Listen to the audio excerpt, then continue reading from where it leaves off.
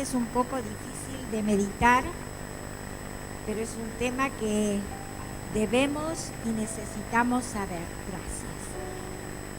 Y que poco se habla. La verdad que yo estaba estudiando este tema para mí y sentí el deseo cuando pensé que tenía que compartir con ustedes la palabra de compartirlo.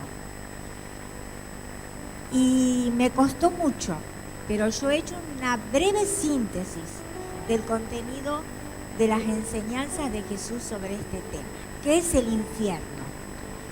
Siempre nos gusta hablar de el amor de Dios, de cómo nos sostiene, de cómo nos ayuda en los momentos de prueba, de necesidad, de dolor, de alegría. Pero no nos gusta hablar de las consecuencias de cuando rechazamos a Dios. Nosotros nos gusta pensar que Dios es un Dios de amor, y es un Dios de amor, es todo amor, pero es un Dios de amor y de justicia, porque si no fuera un Dios justo, no sería un Dios de amor, sería un Dios que hace discriminación. Y Él dice que todos nosotros somos iguales ante su presencia. Ahora, antes de comenzar a hablar sobre lo que es el infierno y lo que la palabra de Dios enseña, quiero que tengamos en cuenta dos pasajes de la palabra del Señor que vamos a leer. Uno, Ezequiel 18:32. Vamos a ver qué nos dice ese pasaje. Vamos a leer uno del Antiguo Testamento y uno del Nuevo Testamento. Porque no quiero la muerte del que muere, dice Jehová el Señor. Convertíos, pues, y viviréis. Dios no quiere que nadie muera y que nadie se pierda. Y Él lo está diciendo antes del nacimiento de Jesús. Y lo vemos luego del nacimiento de Jesús en 2 Timoteo capítulo 2, versículo 4. 2 Timoteo capítulo 2, versículo 4. Veamos qué dice ahí. El cual quiere que todos los hombres sean salvos y vengan al conocimiento de la verdad. Ese es el deseo de Dios. Que todos los hombres sean salvos y conozcan la verdad. Y Él actúa en el mundo para que esto acontezca. El poder de Dios actúa en el mundo para que todo hombre pueda conocerle. En el principio del cristianismo, cuando comenzó la iglesia, Dios permitió que hubiera persecución y todo el mundo tuviera que salir de Jerusalén, solo quedaron los apóstoles. Por eso el evangelio se extendió a través de los cristianos que salían perseguidos. Utilizó una prueba, un dolor para los cristianos que perdieron todas sus cosas, para que la gente pudiera conocer el amor de Él y el sacrificio que Cristo había hecho en la cruz. Fíjense ustedes en esta época. Dios ha actuado de una forma maravillosa para que el evangelio se extienda, y en los últimos años ha actuado muy especialmente. ¿Por qué? Porque la pandemia, que fue una cosa dolorosa, que hubo muchas muertes, que perdimos muchos, a lo mejor seres muy queridos, sirvió para que el evangelio se extendiera y la gente buscara al Señor de una forma especial. Y no de persona a persona, porque nos encerraron a todos y nadie nos podíamos ver, ni siquiera nuestros propios hijos y familiares, sino a través de las redes, a través de aquello que a veces es un perjuicio, que trae tanto pecado, que trae tanta confusión, el Internet. La gente llegó a entender y a aceptar la palabra de Dios. Yo comencé mi célula en la pandemia con 40 chicas y las terminé con 60. Las 20 que llegaron no les conocía la cara, pero ellas buscaron al Señor a través del Internet. O sea, Dios quiere que todos los hombres sean salvos. Ahora, ¿qué pasa? El hombre, que es el que tiene que decidir, porque Dios no fuerza a nadie, ha buscado muchas teorías y muchas teologías para explicar que Dios, porque es un Dios de amor, no puede juzgar y condenar a nadie, pero eso no es lo que enseña la Biblia. Entonces empezaron a buscar teorías para justificar por qué Dios no puede dejar de perdonar, o por qué Dios no puede mandar a la gente al infierno y justificar que el infierno no existe. Cuando ¿saben quién fue la persona que más enseñó sobre el infierno? ¿Saben quién fue? Jesús. Jesús fue quien más enseñó sobre el infierno, enseñó más sobre el infierno que sobre la salvación. Y él, la palabra infierno que está en el Nuevo Testamento 12 veces, 11 de las 12 veces fue hecha y dicha por Jesús. Entonces tenemos un buen fundamento porque Jesús quería que la gente supiera que el infierno existe. Ahora los hombres no quieren aceptarlo. ¿Por qué? Porque el hombre quiere vivir como él quiere y de acuerdo a sus preceptos, a su teología y a su filosofía. Entonces cuando hay algo que está en la palabra que no le cae bien, inventa otra cosa. Ahora estas teorías, yo les voy a enunciar tres teorías, porque para mí son teorías que no son verdaderas, porque no es lo que enseña la palabra, que las personas, que teólogos y teólogos cristianos han inventado. Una teoría se llama el aniquilacionismo. Y el aniquilacionismo, una palabra larga y difícil, viene de aniquilación. Quiere decir que cuando las personas que han rechazado a Dios parten de este mundo, enseñan, porque no hay fundamento bíblico para esto, que mueren y en la tierra se acabó todo. Como dice el dicho, muerto el perro, se acabó la rabia. Comamos y bebamos porque mañana moriremos. Esa es la teoría de la gente. Entonces ahí acaba todo. No va a haber sufrimiento después de la muerte para aquel que ha rechazado al Señor Jesús y ha vivido su vida como ha querido. Otra filosofía o teoría es el universalismo. Aquellos que dicen que Dios es amor y dicen una verdad, ¿no es cierto? Dios nos ama a todos.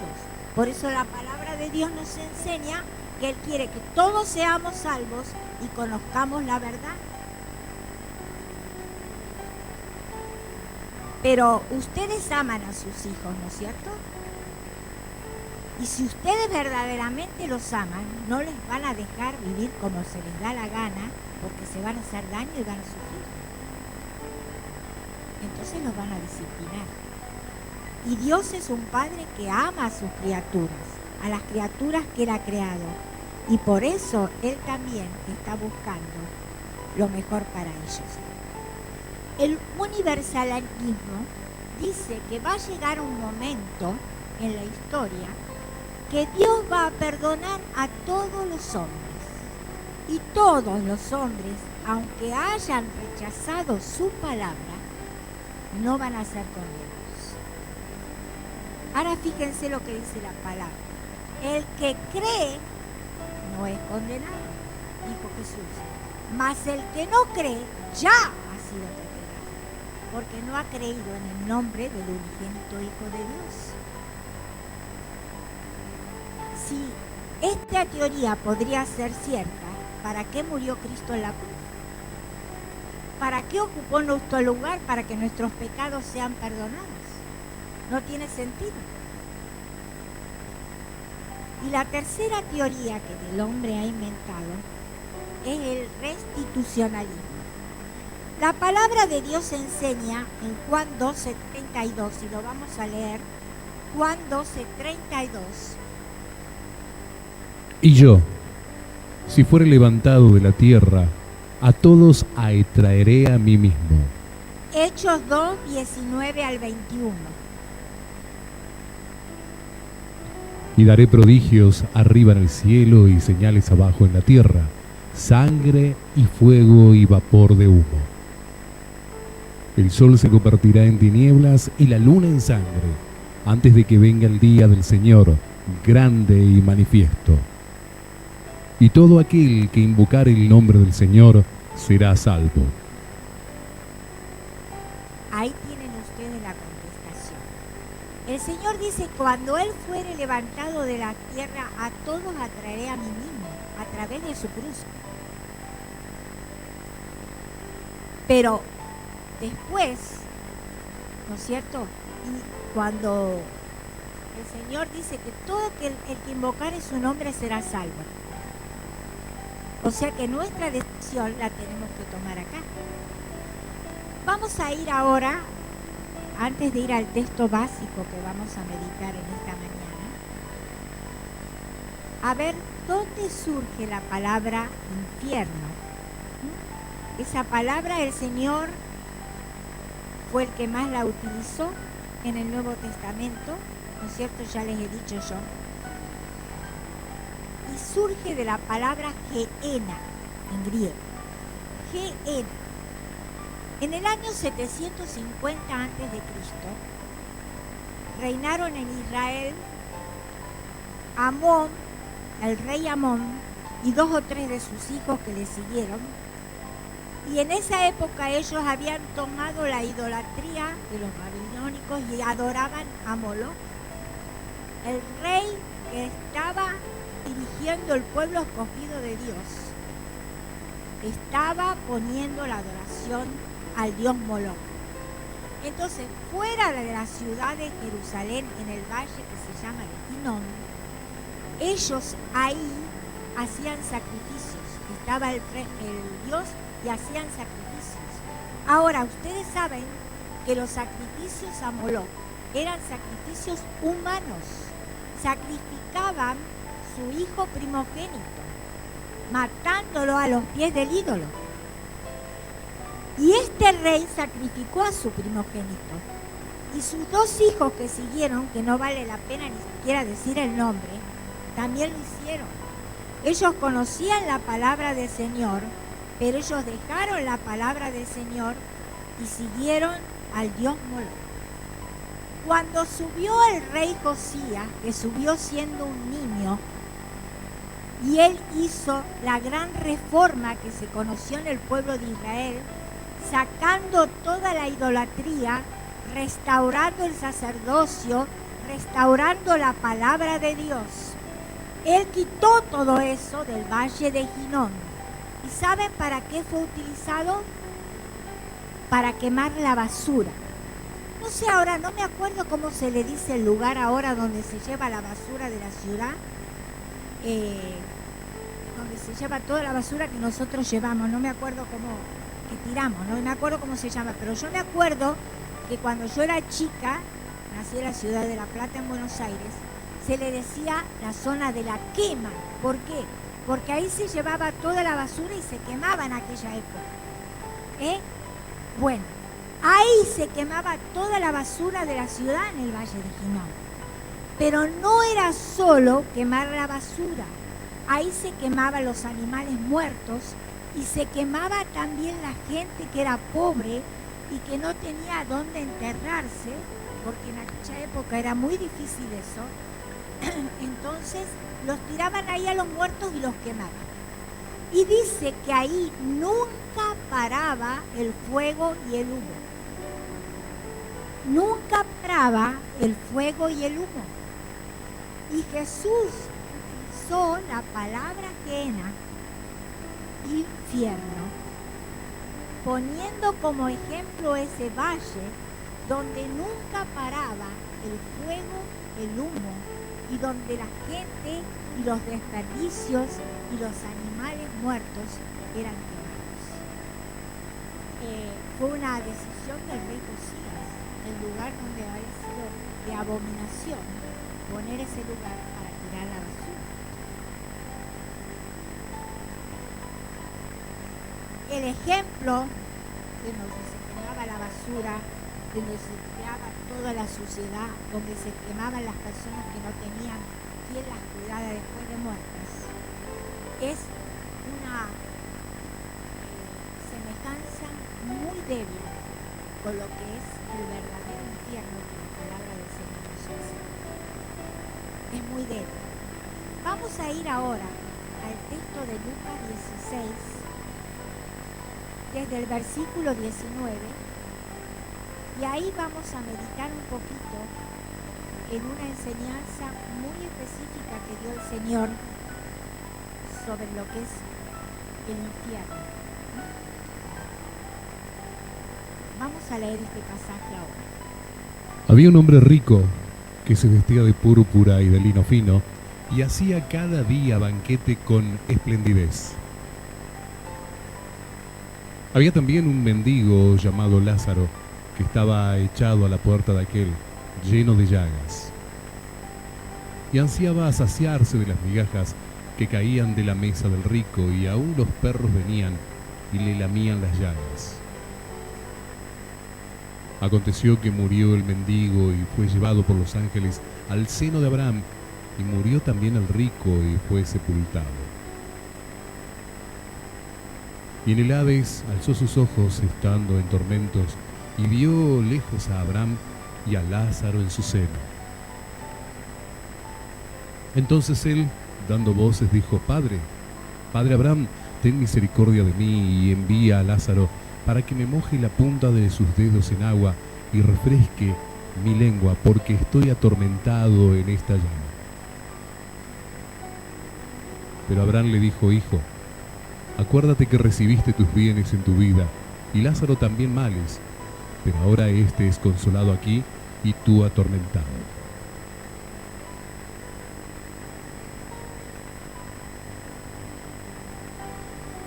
Estamos leyendo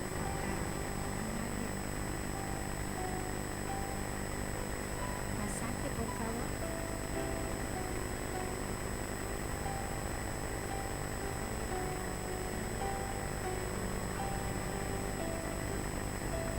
Además de todo esto, un gran cima está puesto sobre nosotros y vosotros, de manera que los que quieren pasar de aquí a vosotros no pueden, ni de allá pasar acá.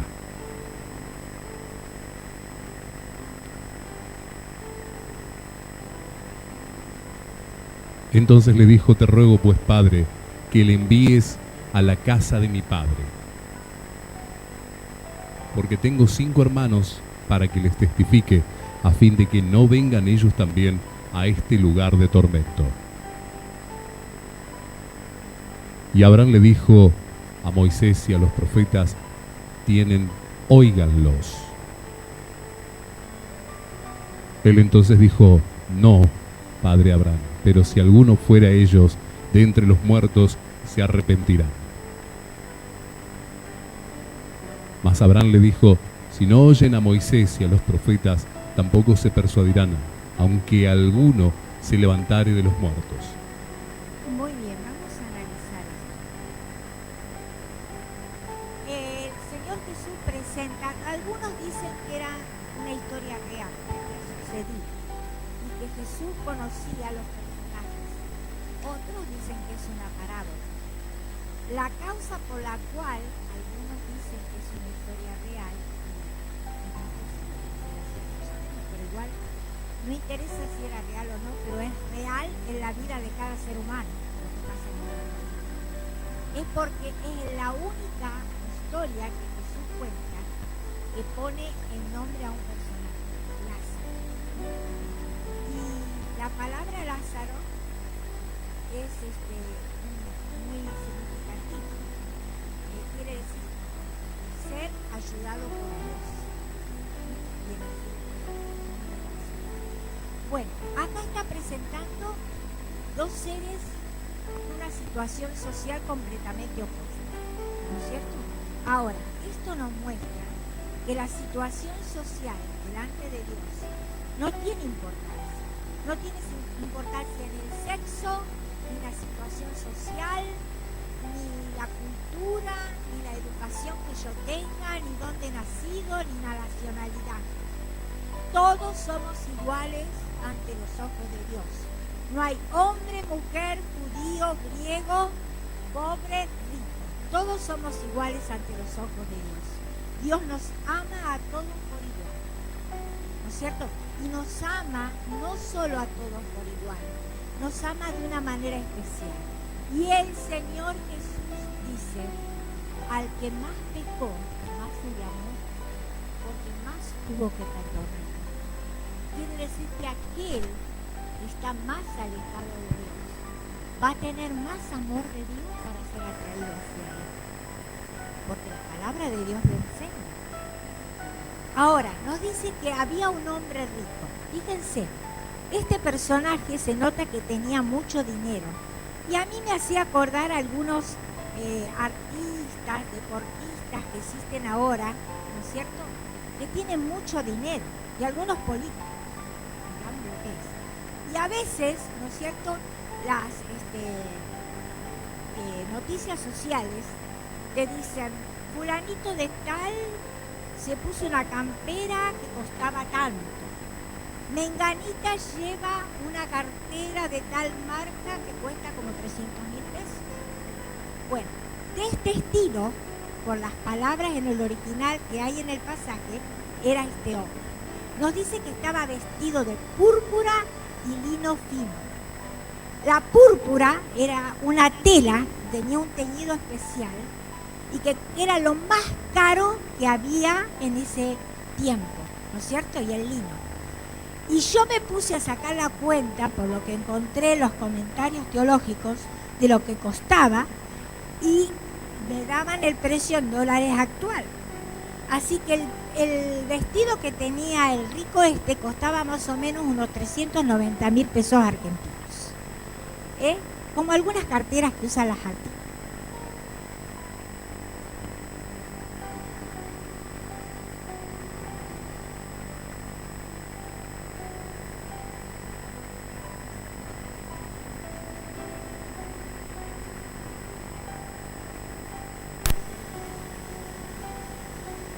Hacía grandes fiestas y con comida muy especial, y hoy la gente hace lo mismo, ¿vieron? Los que tienen dinero hacen gourmet, comidas especiales que les sirven un poquito así, pero cuesta un montón así, con cosas muy especiales, ¿no es cierto?, que tienen que traer de afuera, y ahora hay mucha preocupación porque hay muchas cosas que los chefs no van a poder traer para esas comidas, ¿no es cierto?, porque no las pueden traer por el costo del dólar, así que tienen que empezar a hacer otras cositas para comer.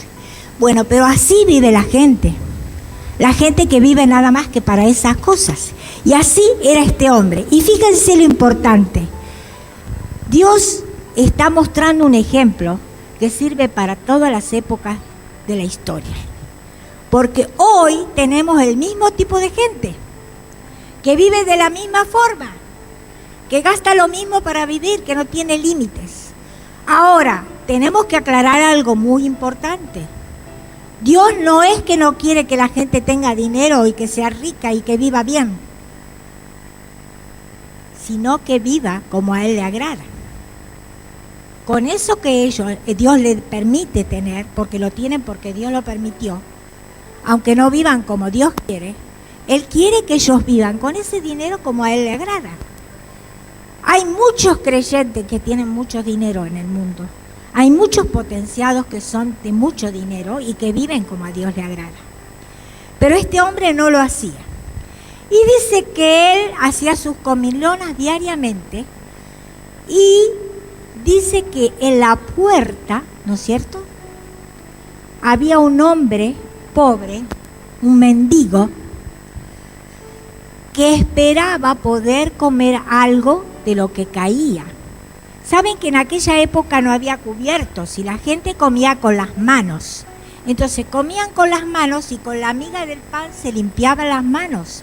Entonces al limpiarse las manos caían todas las migas al piso. Por eso dice que quería comer de las migajas de pan que caían al piso, que comían los perros, y no podía. ¿Por qué? Porque aparte de pobre y desvalido, era enfermo. Dice que estaba cubierto de llagas y que los perros lamían esas llagas. Ahora, la palabra que ahí dice mendigo no es solo una persona que es pobre, que no tiene nada. Es una persona que a veces come y a lo mejor pasan un montón de días y no puede comer porque no tiene que comer. Es en la extremidad de la mendicindad que está expresando ese pasaje. O sea que el Señor está poniendo dos ejemplos bien opuestos. Ahora, después nos cuenta, ¿no es cierto?, que llegó un momento que partieron los dos de este mundo, ¿no? Y parecería por el relato que partió primero Lázaro. Y dice que fue, ¿a dónde fue? Al seno de Abraham, dice, ¿no es cierto? Porque, ¿quién está? ¿Dónde está el seno de Abraham? ¿Dónde está Abraham? Abraham está con el Señor. Entonces él fue a estar con el Señor. Ellos eran judíos. Entonces para ellos, su padre de la fe, era muy importante. Por eso ahí el Señor está utilizando todos los vocablos que para ellos eran importantes. ¿Por qué? Les está poniendo a su nivel lo que ellos tenían que aprender, porque les está hablando a los fariseos, a los doctores de la ley, que vivían en esa forma como vivía este rico en cierta forma. Y eran muy exigentes con los demás, pero ellos vivían como querían.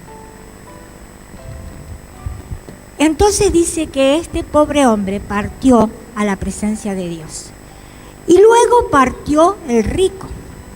Ahora fíjense que el rico se le hizo su servicio religioso porque él tenía dinero. Lázaro es muy posible que haya sido echado ahí en el Gehenna, en el monte, en el valle de Hinnom, donde echaban a la gente que moría y no tenía para sepultarse, porque él no tenía nadie que lo sepultara. Era un hombre que no tenía nadie. Y así hacían con las personas que morían y no tenían perdón para hacer su servicio religioso. Por eso cuando Jesús murió, José le dio su sepultura, porque era un hombre de dinero que tenía una tumba. Jesús no tenía tumba, era humilde. Entonces dice que este hombre tuvo todo su servicio y fue al Hades. La palabra que el Señor utiliza no es Gehenna, es Hades. ¿Por qué? Les explico por qué. Porque Hades era la palabra que los judíos utilizaban para decir, hablar del más allá.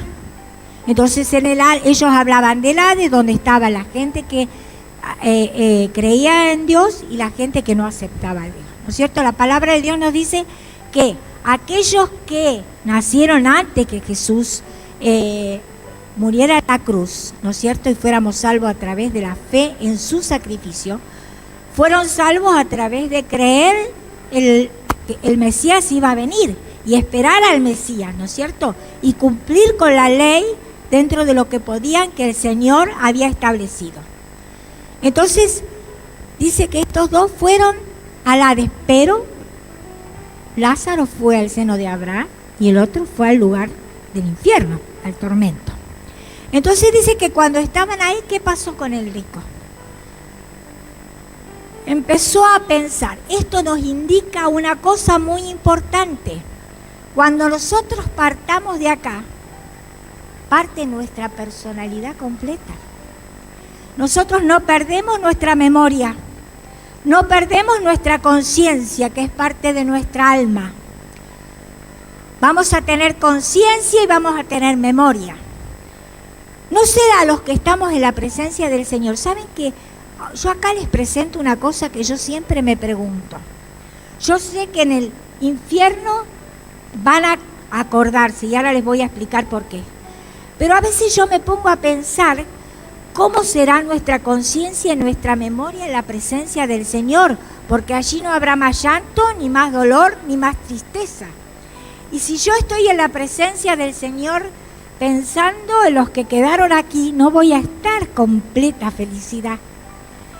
Voy a tener una conciencia muy especial, supongo, para poder tener la felicidad perfecta que el Señor tiene para mí cuando vaya a su presencia. Porque voy a encontrar a todos mis seres queridos que están allá y voy a estar con ellos. Pero también tendré tristeza de algunos que a lo mejor no pueden estar. Entonces yo pienso que eso quebrantaría mi gozo perfecto. Así que creo que en los misterios de Dios debe haber algo especial para mí en eso y para cada uno de ustedes que van a ir a la presencia del Señor. Y tenemos que glorificar a Dios por eso. está preparando para nosotros, que ya ha preparado desde antes de la fundación del mundo. Porque eso es lo que Dios quiere para uno de sus criaturas. No quiere la condenación, no quiere que el hombre se pierda. Ahora, el problema está aquí, y quiero que lo pensemos bien. Dios te presenta su plan, pero Dios no te dice vos tenés que aceptarme. Él me creó con libertad de elegir y escoger. Si no, no hubiera creado un ser perfecto, hubiera creado un esclavo que hace lo que Dios manda. No, Él me dio libertad para escoger. Entonces yo escojo a quién servir. Y me acuerdo de esa palabra de Josué ante el pueblo. Escogeos hoy a quién sirváis.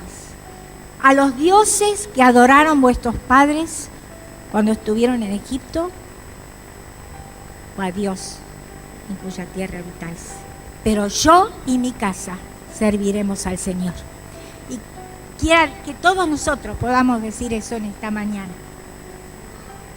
Bueno, seguimos con el tema.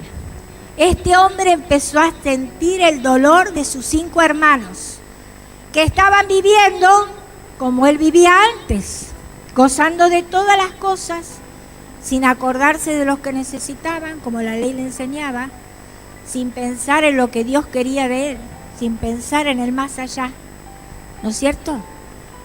Y él ahora recordaba las veces que Dios le habrá dado la oportunidad de elegir y no eligió. Dios es un Dios justo, para todo es justo. Y nadie va a partir de este lugar sin haber conocido de Él, sin tener la oportunidad de elegir. Nadie, nadie. Veamos Romanos capítulo 1. Ahí lo que dice la palabra del Señor. Y quiero que lo tengamos bien en cuenta. Vamos a tomar un poquito para leer los pasajes porque es importante saber lo que la palabra de Dios dice y no lo que nosotros queremos decir. Porque la ira de Dios se revela desde el cielo contra toda impiedad e injusticia de los hombres que detienen con injusticia la verdad. Sigamos leyendo. Porque lo que de Dios se conoce le es manifiesto, pues Dios se lo manifestó. Porque las cosas invisibles de Él, su eterno poder y deidad, se hacen claramente visibles desde la creación del mundo, siendo entendidas por medio de las cosas hechas, de modo que no tienen excusa. Pues habiendo conocido a Dios, no le glorificaron como a Dios, ni le dieron gracias, sino que se envanecieron en sus razonamientos, y su necio corazón fue entenebrecido. Profesando ser sabios, se hicieron necios. Y cambiaron la gloria de Dios incorruptible en semejanza de imagen de hombre corruptible, de aves, de cuadrúpedos y de reptiles. Por lo cual también Dios los entregó a la inmundicia en la concupiscencia de sus corazones, de modo que deshonraron entre sí sus propios cuerpos.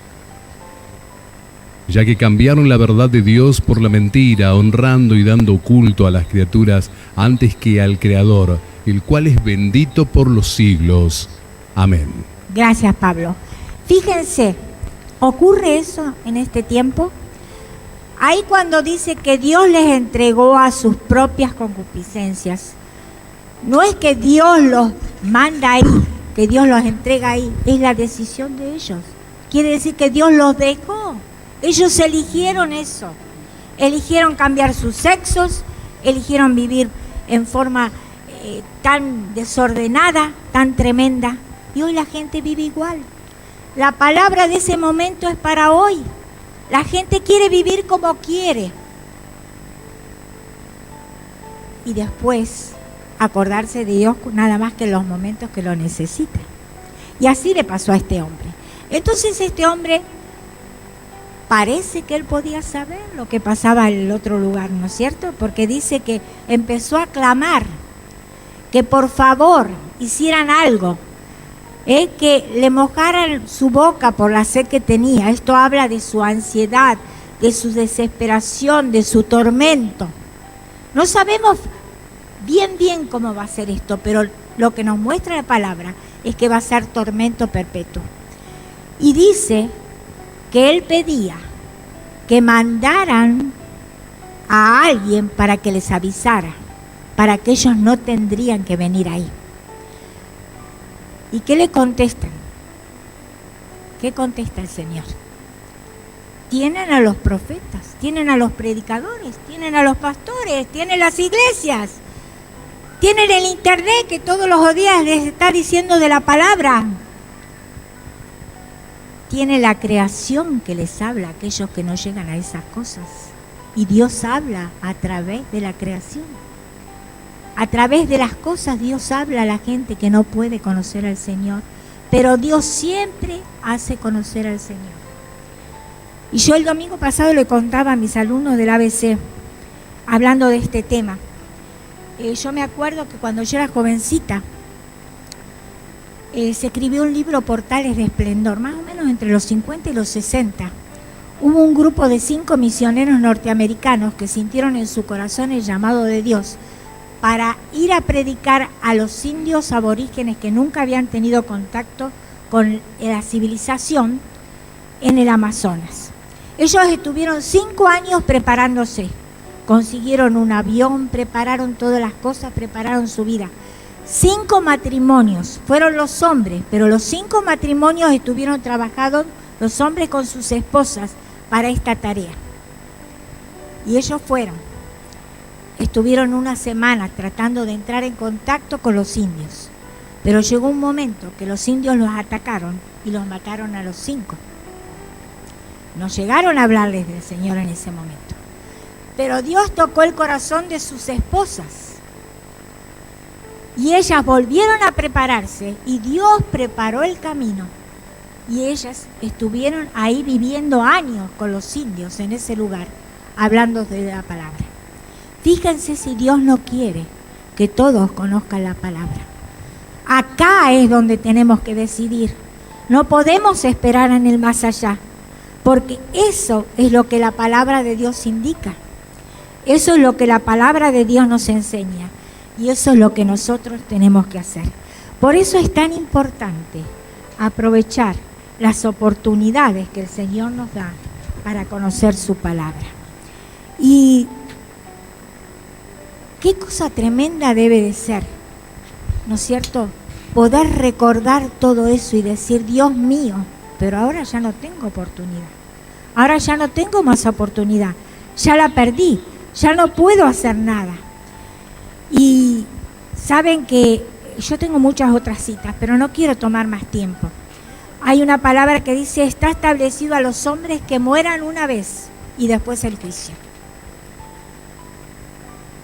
Y eso es lo que la palabra de Dios establece. Así que hoy tenemos que pensar qué vamos a hacer. Pero hay un pasaje muy hermoso de la palabra en Juan 3:16, que todos nosotros lo conocemos. Juan 3:16. ¿Qué dice Juan 3:16?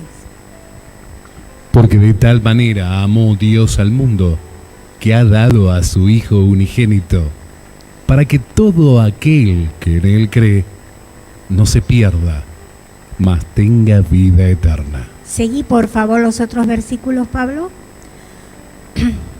Porque no envió Dios a su Hijo al mundo para condenar al mundo, sino para que el mundo sea salvo por él. ¿Y el otro versículo? El que en él cree no es condenado, pero el que no cree ya ha sido condenado, porque no ha creído en el nombre del unigénito Hijo de Dios. Fíjense, siempre cuando Dios plantea su palabra, hay 2 sectores, el que cree y el que no cree. Nosotros lo tenemos en el grupo de los apóstoles, ¿no es cierto?